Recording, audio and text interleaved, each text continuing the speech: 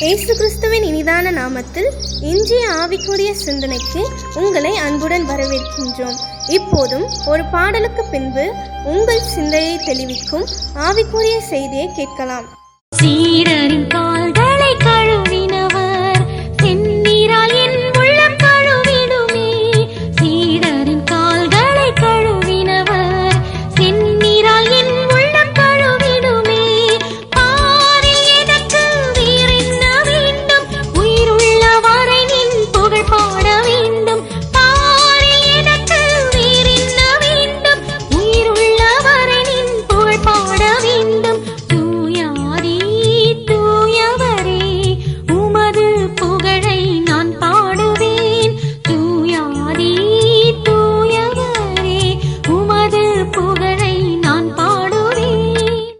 ஆண்டவர் இரட்சகருமாக இயேசுவின் இனிதான நாமத்தில் உங்களை வாழ்த்துகிறேன். இதனால் நம்முடைய ஆவிக்குரிய சிந்தனைக்காக யோவான் எழுதின சுவிசேஷம் 13ஆம் அதிகாரம் 15ஆம் வசனத்தை நான் வாசிக்கிறேன். நான் உங்களுக்கு செய்தது போல நீங்களும் செய்யும்படி உங்களுக்கு மாதிரியை காண்பித்தேன். இயேசு தன்னுடைய சீஷர்களை பார்த்து சொல்லுகிறார், நீங்கள் இவ்வாறு செய்ய வேண்டும், இவ்விதமாய் நடந்து கொள்ள வேண்டும் என்பது முன்மாதிரியை வைத்து போயிருக்கிறார். ஒவ்வொரு காரியங்களிலும் நமக்கு எக்ஸாம்பிள், உதாரணம் அல்லது முன்மாதிரி, மாடல் என்று சொன்னா இயேசுவை தவிர ஒருத்தரையுமே நாம் அந்த இடத்தில் வைக்க முடியாது. அந்த மாதிரி இந்த உலகத்திலே வாழ்ந்து காண்பித்து போனார். 3.5 ஆண்டுகள் தான் ஊழியம், 33.5 ஆண்டுகள் தான் பூமியிலே மாம்சமும் இரத்தமுடையவராய் காணப்பட்டார். யோசித்து பாருங்கள், அப்படி என்ன செய்தார்? சீடர்களுடைய கால்களை அவர்களை உட்கார வைத்து கால்களை கழுவி தன்னுடைய துணியினால் துடைக்கிறார். யோசித்து பாருங்கள், அவர் தேவனுடைய குமாரன், அவர் போதகர் என்று அழைக்கப்பட்டார். பலத்த கிரியைகள் அவர் மூலமாக நடப்பிக்கப்பட்டது. திரளான ஜனங்கள் அவர்களை பின்பற்றினார்கள். அவருடைய வார்த்தையை கேட்க கூட்டம் கூட்டமாக ஜனங்கள் காத்து கொண்டிருந்தார்கள். பரிசுத்து பாருங்கள், அப்படிப்பட்ட ஒரு தேவனுடைய குமாரனை தன்னை தாழ்த்தி தன்னோடு கூட இருந்த சீஷருடைய கால்களை கழுவி அவர்கள் பார்த்துதான் சொல்லுகிறார், நான் உங்களுக்கு செய்தது போல நீங்களும் செய்யும்படி உங்களுக்கு நான் மாதிரியை காண்பித்தேன், நீங்க இதை ஃபாலோ பண்ணணும்னு சொல்லுகிறார். நம்முடைய வாழ்க்கையை யோசித்து பார்ப்போம். நம்ம யோசிக்கிறோம், தாழ்த்த யோசிக்கிறோம், ஒரு மாதிரி பார்க்கிறோம், மற்ற காரியங்களை இது எப்படின்னு சொல்லி கேள்வி கேட்கிறோம். நம்ம ஊழியம் செய்யும்படியாகத்தான் அழைக்கப்பட்டிருக்குமே ஒழிய ஊழியம் கொள்ளும்படியாக அப்படி அல்லன்னு சொல்லி இயேசு தெளிவாக சொல்லி இருக்கிறார். இன்னைக்கு நம்முடைய வாழ்க்கை சற்று யோசித்து பார்ப்போம். இயேசுடைய அடிச்சு விடுகளை பின்பற்றுகிறோமா? ஆண்டோடைய பிள்ளைகள் சொல்லி எளிதாக சொல்லுகிறோம். We are God's children சொல்லி எளிதாக சொல்லிவிடுகிறோம். இயேசுதான் எங்களுக்கு எல்லாம் என்று சொல்லிவிடுகிறோம். ஆலயத்திற்கு போகிறோம், இன்னைக்கு எதெல்லாமோ செய்கிறோம். ஆனால் இயேசு நாம் செய்யும்படியாக முன்மாதிரியை வைத்து போயிருக்கிறாரே, அதன்படி நம்முடைய வாழ்க்கை இருக்கிறதா என்பதை சற்று நாம் யோசித்து பார்க்க வேண்டும்.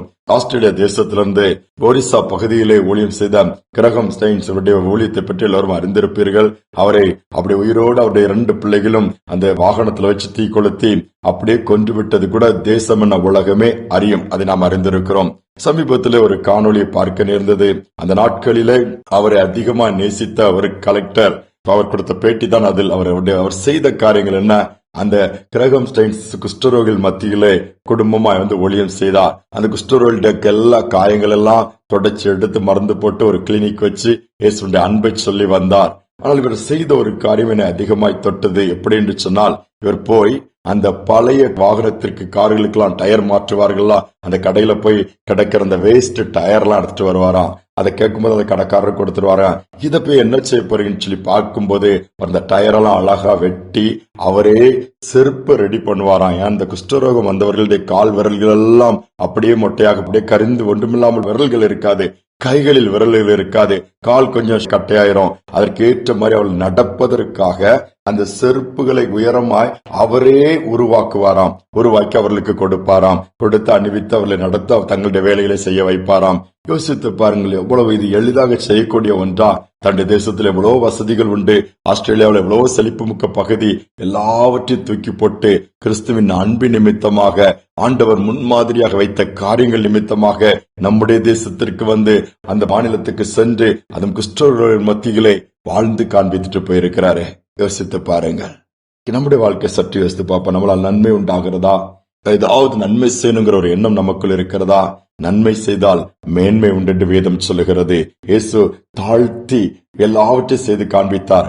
நாமும் தாழ்மையை அணிந்து கொள்வோம். ஆண்டவர் நம்மை உயர்த்துவேன் சொல்லுகிறார். கண்களை மூடி ஜெபிப்போம். எங்கள் அன்பின் தகப்பனே, இந்த புதிய நாளை கொடுத்திருக்கீங்க. அநேக நேரத்தில் நாங்கள் தாழ்த்துவதற்கு யோசிக்கிறோம். அநேக நேரத்தில் காரியங்களை பார்க்கும் பொழுது அற்பமா எண்ணுகிறோம். இதெல்லாம் நமக்கு செட் ஆகாதுன்னு சொல்லி நாங்கள் ஒதுங்கி போய்விடுகிறோம், முறுமுறுக்கிறோம். ஆனால் உம்முடைய அன்பு உண்மையாகவே எங்களுக்குள் இருக்கும் என்று சொன்னால் உண்மை நாங்கள் பின்பற்றுவோம். அடிச்சவர்களை பின்பற்றுவோம். நாங்கள் செய்யும்படியா நீர் நியமித்தவைகளை செய்து முடிப்போம்பா. இந்த நாட்களிலும் கூட ஒருத்தருக்கு ஒருத்தர் உதவி செய்கிற அந்த காலங்கள் இன்னைக்கு குறைந்து போய்விட்டது. ஒருத்தருக்கு ஒருத்தர் தூக்கிவிட்டு துணை நிற்கிற காரியங்கள் எல்லாம் இன்றைக்கு மாறிவிட்டது. எல்லாமே சுயநலத்தோடு தனக்குரியது தன் காரியம் என்று சொல்லி இந்த நிலைமையெல்லாம் மாற்றி ஒருவேளை இந்த நாளிலும் மனதில் ஒரு பெரிய மாற்றத்தை கொடுத்து மற்றவர்களை நேசிக்க உதவி செய்ய எங்களால் இயன்றதை செய்யக்கூடிய கிருபையை கொடுங்கப்பா. செய்வதற்காய் ஸ்தோத்திரம், தாழ்த்தி ஒப்புக் கொடுக்கிறோம். துதிகான மகிமையெல்லாம் செலுத்துகிறோம். இயேசுவின் நாமத்தில் பிதாவே, ஆமென், ஆமென். நம்மால் இயன்றதை முடியாதவர்களுக்கு இயலாதவர்களுக்கு செய்வோம். பரலோகத்தின் தேவன் அதை குறித்து அதை பார்த்து சந்தோஷப்படுவார். அது சும்மா போகாது, வீணாக போகாது. அதற்கான பிரதிபலன் நிச்சயமாக நமக்கும் நம்முடைய குடும்பங்களுக்கும் கொடுக்கப்படும். இந்த சிந்தனையோடு நாளை தொடருவோம். மீண்டுமாய் நாளை தினம் சந்திப்போம். தாழ்மை உள்ளவரிடம் தங்கிடுதே கிருபை,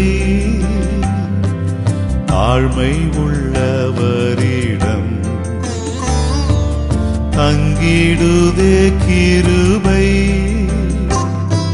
வாழ்நாளெல்லாம் அது போதுமே, சுகமுடன் தம்பலமுடன், வாழ்நாளெல்லாம் அது போதுமே, சுகமுடன் தம்பலமுடன், சேவை செய்ய கிருபை தாருமே, சேவை செய்ய கிருபை தாருமே, தம் கிருபை பெரிதல்லோ, எம் ஜீவனிலும் அதே, இம்மட்டும் காத்ததுவே